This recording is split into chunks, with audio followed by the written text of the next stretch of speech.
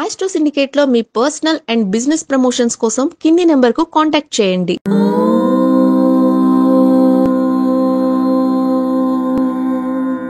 ఓం శ్రీ గురుభ్యో నమః. హరి ఓం. సర్వమంగళమాంగళ్యే శివే సర్వార్ధసాధికే శరణ్యే త్ర్యంబికే దేవి నారాయణి నమోస్తుతే. అందరికీ నమస్కారం. ఈరోజు మనము అమ్మవారి యొక్క ఒక మంచి రోజు గురించి తెలుసుకోబోతున్నాం. అంటే మనకి గత నవంబర్లో కూడా 23-24 తారీఖులలో ఒక అష్టమి వచ్చింది, అనఘాష్టమి అని చెప్పుకున్నాం. గురుగారు మరి అప్పుడు అనఘాష్టమి అన్నారు, ఇప్పుడు కూడా అనఘాష్టమి అని చెప్తున్నాను నేను.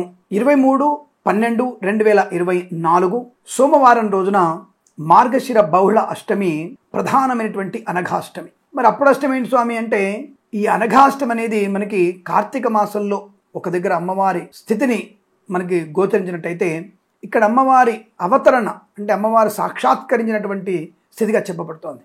కాబట్టి ఈ అనఘాష్టమి కూడా మనము ఉపయోగించుకునే ప్రయత్నం చేయాలి. అసలు అనఘాష్టమి రోజు ఏం చేయాలి అంటే, అమ్మవారి ఆరాధన చేసుకోవాలి. దీర్ఘ సుమంగళి యోగం కోసము మనం ఈ రోజున అనఘాష్టమి, ప్రధానమైనటువంటి అనఘాష్టమి మార్గశిర మాసంలో చేసుకోవాలి. గురుగారు అప్పుడు కూడా కాలభైరవ చెప్పారు, మళ్ళీ ఇప్పుడు కూడా మొన్న కూడా కాలభైరవ అష్టమి చెప్పారు. రెండు సార్లు వస్తాయంటే లౌకికమైనవి, వైదికమైనటువంటి తంతు కొంత ఉంటుంది. ఇక్కడ వైదికమైనటువంటి క్రతువులలో మనకి అనఘాష్టమి ఇక్కడ మార్గశిర మాసంలో బహుళ అష్టమి రోజున చెప్పబడింది. కనుక ఈ అనఘాష్టమి రోజున మనము ఈ యొక్క దత్తాత్రేయ స్వామిని మరియు అనఘాదేవిని మనం పూజించే ప్రక్రియ.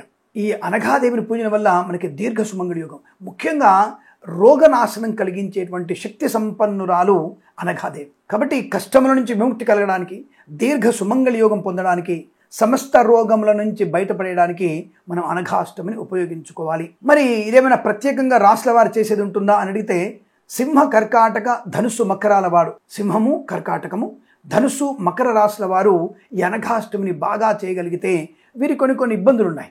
ఆరోగ్య సంబంధ సమస్యలు కానివ్వండి, ఆర్థిక విషయాలు కానివ్వండి, భర్తకి లేదా భార్యకి కొంత అనారోగ్య సూచనలు కానీ కనబడేటువంటి రాసులు ఈ రాసులు. అది తొందరపాటుతనంతో ముఖ్యమైనటువంటి కార్యక్రమాన్ని వాయిదా వేసుకోవడానికి కూడా కారణమయ్యే రాసులు ఇవే. ఇప్పుడు ఎందుకంటే ప్రస్తుతం వీరికి శుక్రుడు కొన్ని గ్రహాలన్నీ కూడా కొన్ని ఇబ్బందికర స్థానాల్లో ఉన్నాయి. కాబట్టి కాస్త జాగ్రత్తగా ఉండాలి అన్న విషయాన్ని గుర్తించండి. అందులోనూ శని శుక్రుల కలయిక జరిగింది. ఇప్పుడు శని శుక్రుడు ఒకే రాశిలో కూడా వచ్చి ఉన్నారు. కాబట్టి కర్కాటక మరియు సింహము, ధనుస్సు, మకర రాశుల వారు ఈ అనఘాష్టమి దేవి పూజను కనుక తప్పకుండా ఆచరించినట్టయితే చాలా మంచిది. అమ్మవారికి ఎర్ర వస్త్రాన్ని ధరింపజేసి, అమ్మవారికి ఎర్రని తెలుపు రంగు ముగ్గులతో అమ్మవారి కలశంలోకి ఆవాహనం చేసి, తప్పకుండా ఆ పీట పైన అమ్మవారిని అలంకరింపజేసి ఆసీనవంతురాలు చేసి, నవగ్రహాలను శ్రీసూక్త విధానంగా అనఘాదేవిని పూజించి మనకు అనుకూలవంతమైనటువంటి శుభ పరిణామాలు పొందుకోవచ్చు. కాబట్టి తప్పకుండా మరి ఏ సమయంలో చేయాలి మనము అంటే, మీరు కోరిన కోరికలు నెరవేర్చడానికి తప్పకుండా ఈ అమ్మవారు సంసిద్ధురాలై ఉంటారు.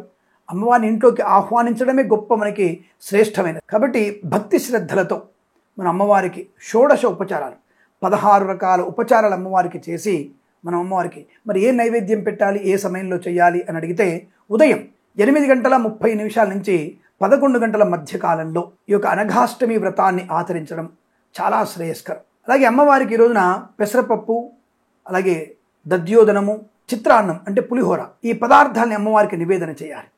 అలాగే అమ్మవారికి ఎరుపు రంగు వస్త్రాన్ని, పసుపు రంగుతో కలిసినటువంటి ఎరుపు రంగు వస్త్రాన్ని అలంకరింపజేయాలి. ఎవరికైనా ముత్తైదువులకి, ఒకళ్ళకి, ఇద్దరికి, ముగ్గురికి కనీసం ముత్తైదువులకి తాంబూలం ఇవ్వాలి. ఒక పండో, పుష్పమో, ఫలమో, వీలైతే వస్త్రము, చీర లాంటిది ఆ యొక్క ముత్తైదువులకి కానుకగా ఇవ్వాలి, వాయనంలాగా ఇవ్వాలి. తద్వారా మన ఇంట్లో అనఘాదేవి యొక్క అనుగ్రహాన్ని, మన ఇంట్లో లక్ష్మీ స్థిరమైన నివాసనాన్ని పొందుకునే అవకాశం ఉంటుంది. అలాగే సంపన్నమైనటువంటి ఆరోగ్యం, సుసంపన్నమైనటువంటి దీర్ఘ సుమంగళి యోగం, అలాగే వంశాంకురం అంటే పుత్ర సంతానం లేని వారు కూడా ఇటువంటి అనఘాదేవి వ్రతాన్ని చేసినట్టయితే పుత్ర సంతాన ప్రాప్తి పొందుకునే అవకాశం, బ్రహ్మ విష్ణు మహేశ్వరుడు లాంటి ఒక మంచి సుపుత్రుడిని మనం పొందుకోగలిగే అవకాశం ఉంటుంది. అంటే ఆడపిల్లలు తక్కువ అంచనా వేయడం కాదు, సుపుత్రుడు ఉండడం వల్ల ప్రయోజనము అన్నటువంటి భావనతో కొంతమంది ఉంటారు. ఎందుకంటే పుత్రుడు లేనటువంటి వారికి పున్నావనరకాలు ఉండవనటువంటి సామెతని బాగా జనాలకి తీసుకెళ్ళిపోయారు. కాబట్టి పుత్రుడేమీ పెద్దగా మనకేమి ఉద్ధరించేదేం లేదు, అలానే పుత్రుడు ఉండొద్దనేం లేదు. పుత్రుడు కంపల్సరిగా ఉండాల్సిన అవసరము ఉంది. కాబట్టి మనల్ని ఆ రౌరవాది నరకముల నుంచి బయటపడేయడానికి పుత్రుని కనమని చెప్తోంది. కాబట్టి అటువంటి పుత్రుడు పొందాలనుకున్నటువంటి ఆలోచన వాళ్ళు తప్పకుండా మీరు ఈ యొక్క అనఘాదేవి అష్టమి రోజున మనం పూజ చేసినట్టయితే చాలా మంచిది. ఈరోజు మనకి ఉత్తరా నక్షత్రం, హస్తా నక్షత్రం కలిసి ఉంది కాబట్టి కన్యా రాశి వారు కూడా ఇందులో తప్పకుండా పాలు పంచుకునే ప్రయత్నాన్ని చేస్తే చాలా మంచిది. అంటే కర్కాటక, సింహ, కన్య, ధనుసు, మకర రాశుల వారు తప్పకుండా ఈ అనఘాదేవి పూజను కనుక చేసినట్టయితే అద్భుతమైనటువంటి ఆనంద యోగాలు, ఐశ్వర్యాలు తప్పకుండా మన ఇంట్లో ఉంటాయి అన్న విషయాన్ని గుర్తించండి. వీలైనంత వరకు ఇటువంటి ధార్మికమైన విశేషాల గురించి మన యొక్క ఛానల్ని సబ్స్క్రైబ్ చేయండి, లైక్ చేయండి, షేర్ చేయండి. 10 మంది చేత సబ్స్క్రైబ్ చేస్తారని మనస్ఫూర్తిగా కోరుకుంటూ సర్వే జన సుఖినో భవంతు. ప్రేమతో మీ కిరణ్ శర్మ.